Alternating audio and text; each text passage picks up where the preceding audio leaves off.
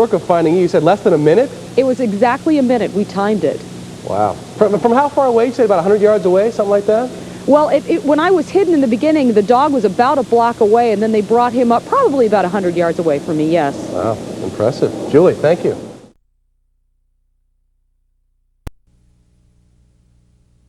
It wasn't exactly a winter wonderland for Phoenix Fire members as we joined with FEMA at the Winter Olympics in Salt Lake City in February. With the appropriate, Phoenix Fire Department's Urban Search and Rescue, Arizona Task Force 1, was deployed to stand by in case of emergency during the games. Before departing, the 70 members of the task force underwent additional training to become one of only 6 FEMA National Task Forces ready to respond to incidents involving weapons of mass destruction. The task force added $350,000 in additional equipment to the $1 million cash it already has. This deployment was different than past ones. This time we traveled by ground rather than by air.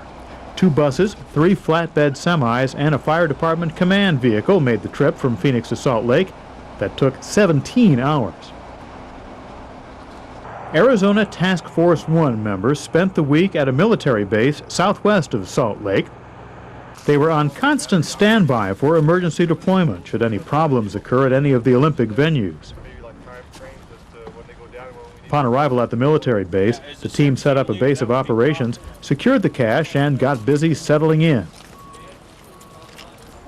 Training would be the main daily activity. Classroom instruction and hands-on exercises were on the agenda. One entire day was dedicated solely to fine-tuning skills. Sessions focused on the management of search and rescue tasks. Another session focused on operating the technical equipment used by the team. Keep it slow and steady. If you keep it steady, it'll stay cut. The 4 search dog teams had their own special training classes, fine-tuning their skills in finding victims during an emergency.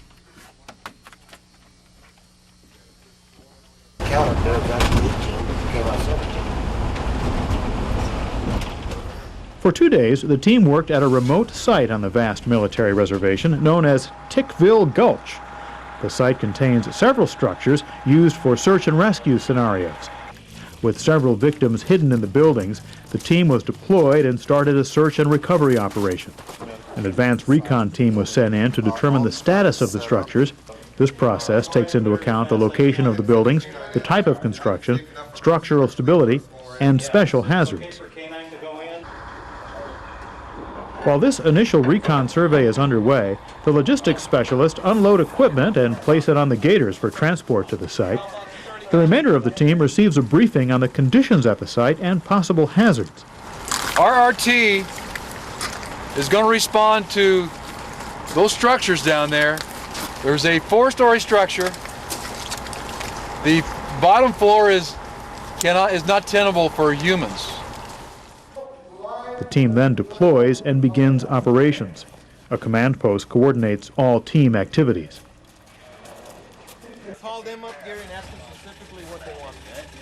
An on-site resource area is also set up to provide easy access to the tools and equipment the team will be using in search and rescue.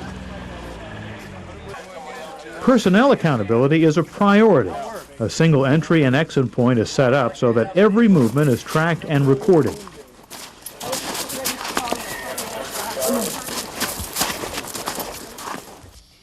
Each member of the task force is in constant radio communication with command.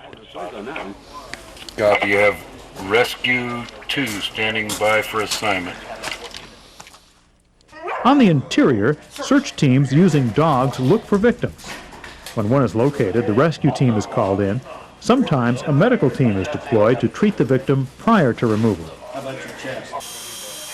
The rescue team members are skilled in the use of a wide variety of specialized equipment. The ability to work through or around almost any substance is a point of pride for each team member. Once victims are removed from the building, they're transported to the medical sector where injuries are addressed prior to being transported to area hospitals. During operations, hazmat teams monitor the building for hazards and air quality. The team can quickly switch to a higher level of personnel protection and still be able to carry out the mission. Communications specialists are busy setting up the communications center. The task force is in constant contact with the FEMA Command Center, the military base operations personnel, and anywhere in the world by satellite telephone. When an all clear is given, the exercise is terminated and everyone gathers for a critique. This drill would be repeated the next day, allowing each member even more hands-on practical experience. This deployment also allowed our team to experience operating in a cold weather environment, something the Arizona Task Force doesn't often practice. Even though the training went on during the day, the task force members were always ready for an emergency deployment, and there was a drill at night in a snowstorm.